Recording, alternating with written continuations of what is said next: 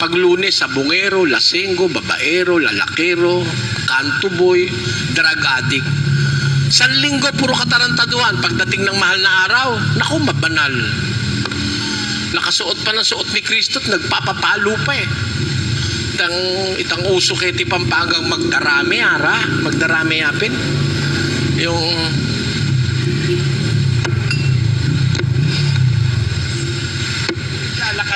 lalakad sa daan, pinapalo sarili niya eh. Pero isang taon siya lasenggo. Isang taon lasenggo siya. Pagdating na mahal na araw, yung Semana Santa, papahirapan sarili niya. Talaga nagdudugo. Sabi ko, mahihirapan ng Diyos dun eh. Tanong sa akin, ba't mahihirapan ng Diyos? Eh, yung kalahati niya eh, Kristo eh. Yung kalahati Hudyo, paano ka ililigtas ng Diyos? Kalahati Kristo, kalahati Hudyo. Sino ba pumalo kay Kristo? Hudyo. Sino nagpahirap sa kanya? Hudyo. Eh, ikaw din na nagpapalo sa sarili mo. Eh, di Hudyo ka na, Kristo ka pa. Paano ka maliligtas nun?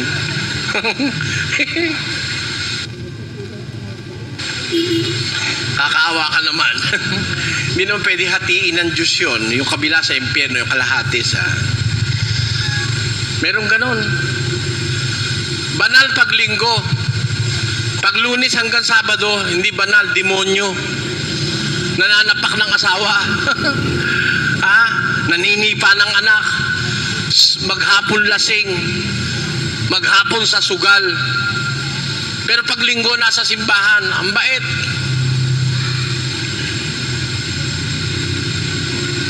Ang bait. Naka-San Antonio pa nga eh.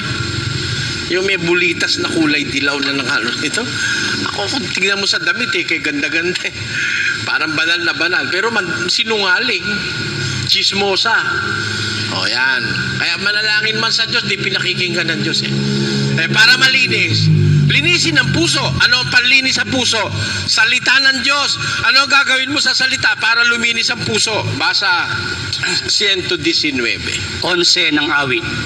Ang salita mo'y aking iningatan sa aking puso upang wag akong magkasala laban sa iyo. Ayon.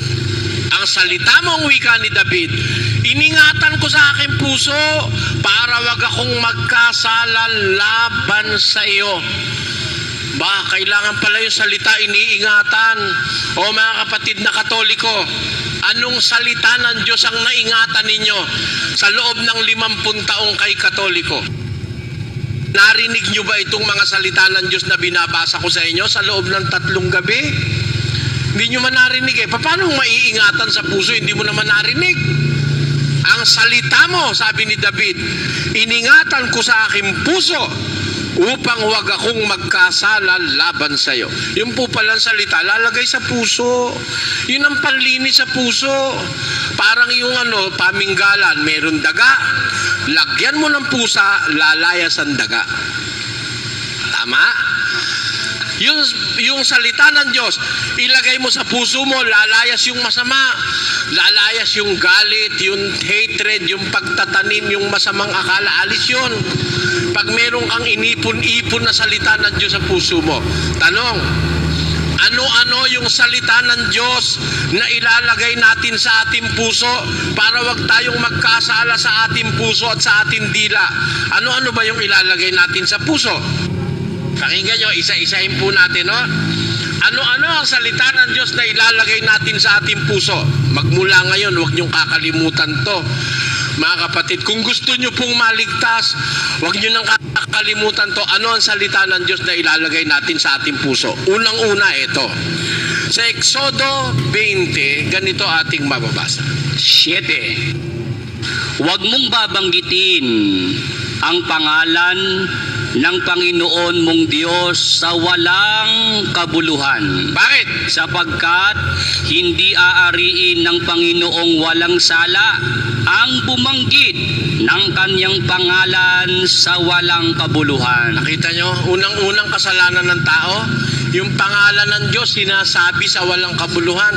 Punta ka sa palengke, nagtatawaran sa bangos. Magkano ari yung bangos mo? 20. Kamal. Mahal. Wala naman tawad, wala. Suplata naman ito. Talagang wala nang tawad eh. Wala na akong kikitain pag tumawad ka pa. 18 nga ang puhunan dyan eh. Oh, saksi ang Diyos. Diyos ko naman, kamal mo naman na tinda. Ba, 20 pesos sa bangus, yabi rin Diyos. Sinasama yung Diyos eh. Diyos ko naman, mahal naman ang tinda mo. Ha? Huwag mong babanggitin ang pangalan ng Diyos mo sa walang kabuluhan, sabi ng Biblia. Hindi niya aariing walang kasalanan ang bumabanggit sa kanyang pangalan sa walang kabuluhan. Kaya unang-una yung tandaan mga kapatid, ang Diyos, yung salitang Diyos, ginagamit lang po yun sa bagay na mahalaga. Sa palengke, huwag niyong kalat ka rin yun. Merong binata eh. Alam ng Diyos kung gaano kita kamahal. Bah, yung pala number 3 na lang yung nililigawan niya, sinasaksi pa ang Diyos eh. God knows how much I love you. God knows how much I care for you. Ever since the day we met, I fell in love with you.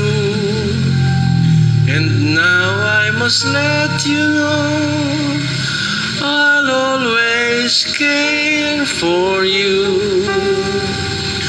God knows how much I need you. I'm yours, my life through. I know that someday the Lord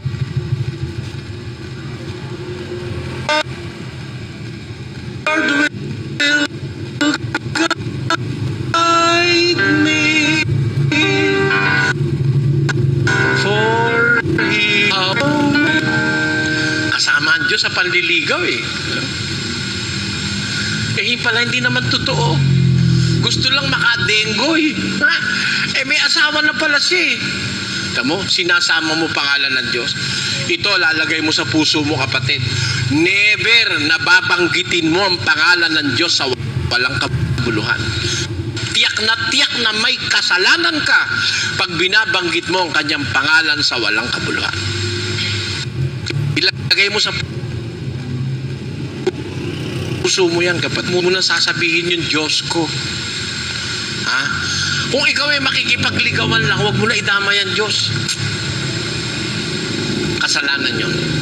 Eto pa, sa 12 ni Mateo, ganito po nakasulat. 12 at 36. At sinasabi ko sa inyo na ang bawat salitang walang kabuluhang sabihin ng mga tao ay ipagsusulit nila sa araw ng paghuhukom. Bakit? Sapagkat sa iyong mga salita, ikaw ay magiging banal. At sa iyong mga salita ay hahatulan ka. Kita nyo, delikado pala yan nagsasalita eh. Bawat salitang sabihin ng mga tao na walang kabuluhan, ipagsusulit nila sa araw ng paghuhukom.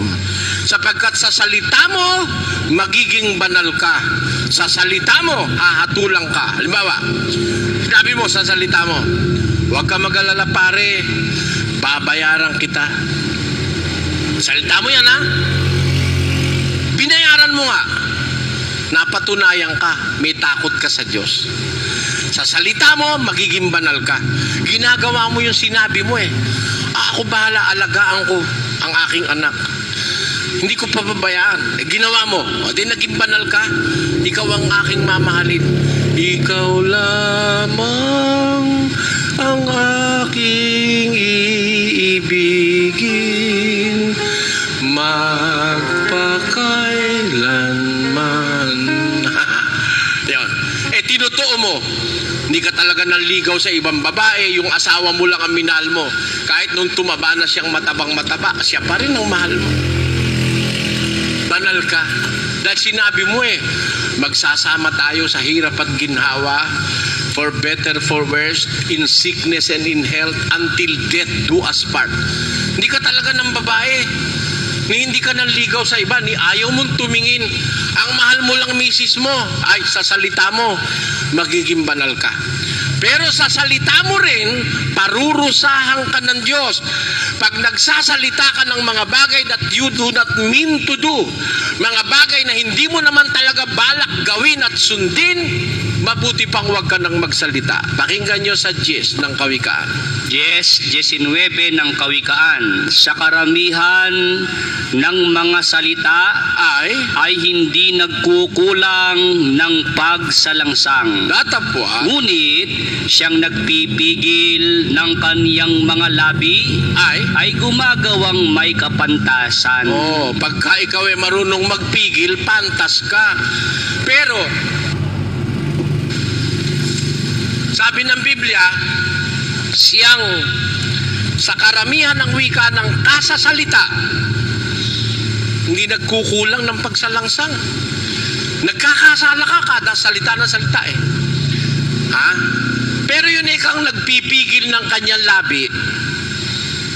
Ing mangawat king kayang labi, darapat siyang makibelwan. Gumagawa siyang may kapantasan. Nabibilang sa pantas ang taong marunong magpigil ng kanyang dila. Pero yung daldal, walang habas, kahit ano na lang dinadaldal, naku, magsusulit ka sa Diyos sa paghuhukom. Kaya para wag kang magkasala, ano ang batas? Basa sa 5 ni Mateo, ganito nakasulat. Lalagay niyo po sa puso ito.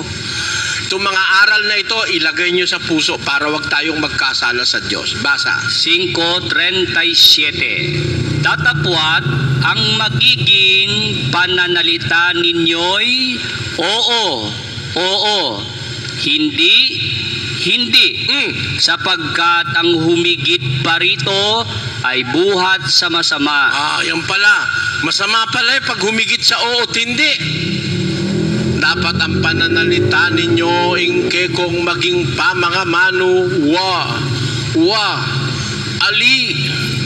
ali uling migit pa kaniti ibat nekeng marok. Ang humigit dito buhat sa masama hindi naintindihan ng isa. Sabi ka ng Diyos, ang salita mo oo lang at hindi. Ang ibig kang sabihin nun, anong pangalan mo? Oo.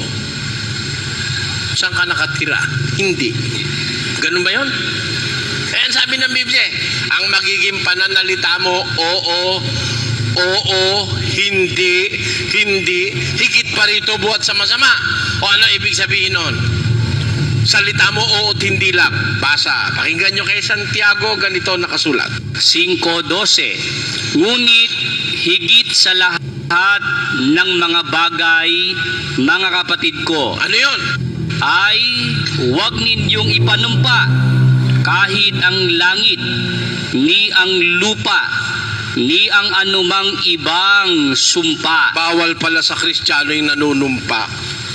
Huwag niyo ipanunumpa kahit langit, kahit lupa, kahit ano pang sumpa. Sa ating magkakapatid, dito hindi tayo nagsusumpa-sumpa.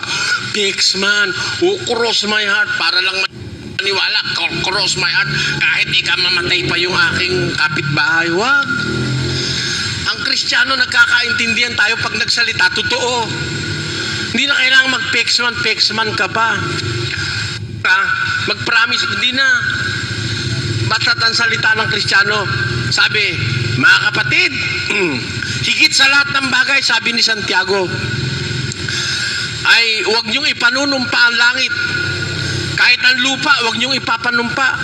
Kahit ang alinmang ibang sumpa, kundi ang inyong oo ay maging oo, at ang inyong hindi ay maging hindi, upang kayo'y huwag mga hulog sa ilalim ng hatol. Kita nyo? Ang kahulugan pala nun, pagka sinabi mong oo, talagang oo. Ang oo nyo, pagpilitan nyo nga ng ingke kong wa maging waya, at ingke kong ali maging aliya, bakong manakbag king kayatulan. Para huwag kayong mahulog sa paghatol. Pagsikapan yung ang inyong oo ay maging oo, ang inyong hindi ay maging hindi. Pag sinabi mo, kapatid, hindi kita